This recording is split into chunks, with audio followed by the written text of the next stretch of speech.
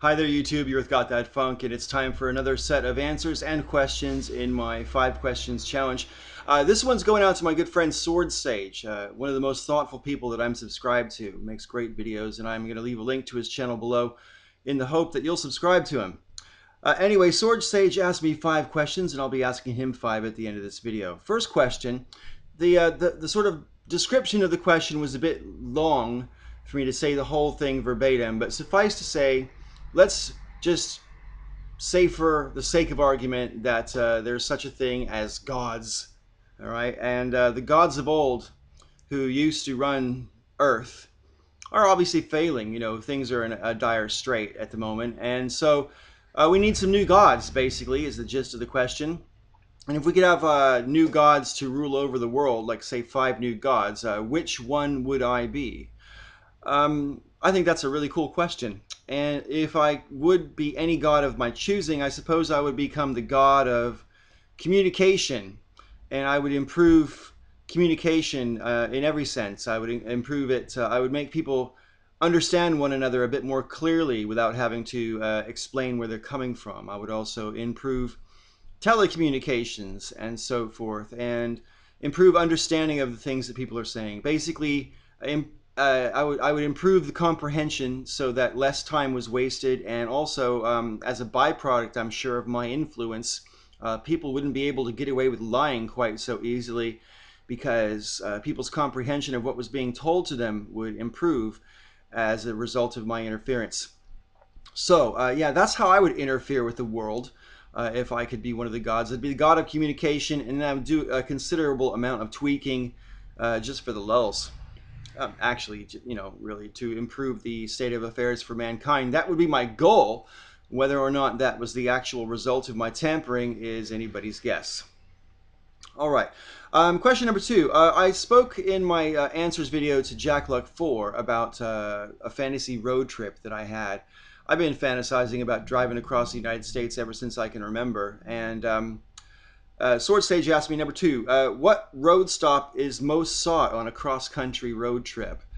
Well, I once drove on a bus, mind, from San Francisco to Chicago.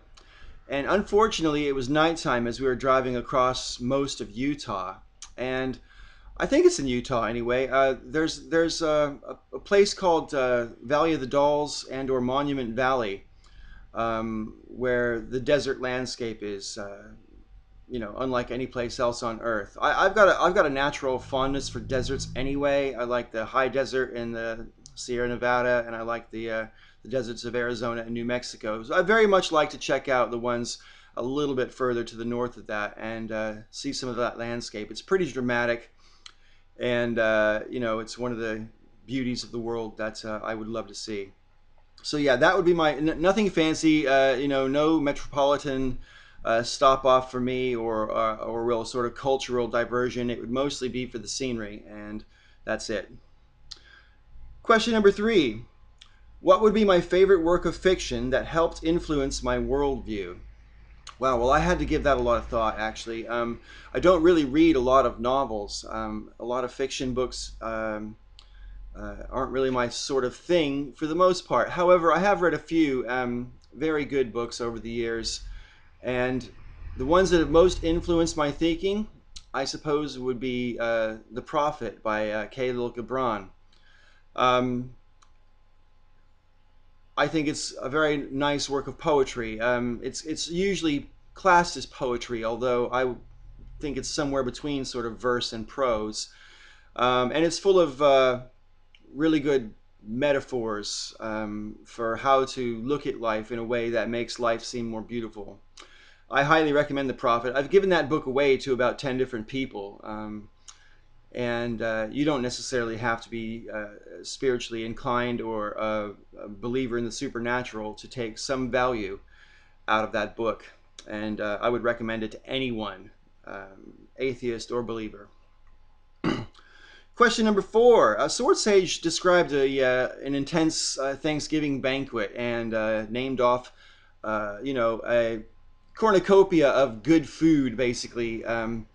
And asked me which of those items would be the first thing I reached for if I was to visit him and some friends for a Thanksgiving feast. And I don't need any British people telling me, oh yes, you can get that in the UK, because you can't get it where I live in the UK. Okay, so you can shut the fuck up about that right now. But the first thing I would reach for, Swordsage, is the fucking cornbread. God, I miss cornbread. I haven't had cornbread since, fuck, I don't even know when. Certainly not since I lived in the UK, and that's been 22 years. And probably for a few years before that.